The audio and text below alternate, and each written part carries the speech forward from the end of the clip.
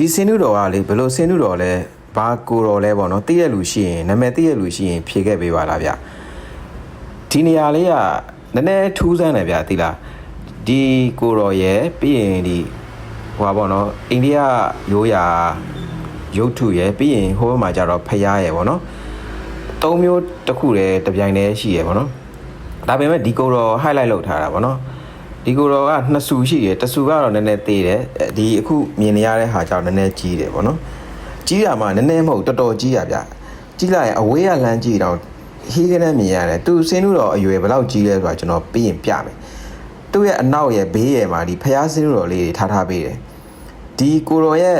စင်းလို့တော်အရွယ်အစားဘယ်လောက်ကြီးလဲဆိုရင်ကျွန်တော်ပြမယ်သိလား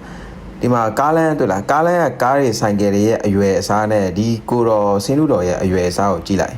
တော်တော်ကွာတယ်တွေ့လားအကြီးပဲသူကဘာအထိတ်မှတ်လဲဘာစင်းလို့တော့လဲသိရလူရှိရင်ဖြေခဲ့ပေးပါလားဒီ sign board တွေတော့ကျွန်တော်ရိုက်လာတယ်ဗျ Google Translate နဲ့တော့ကြည့်ရအောင်မယ်ပေါ့နော်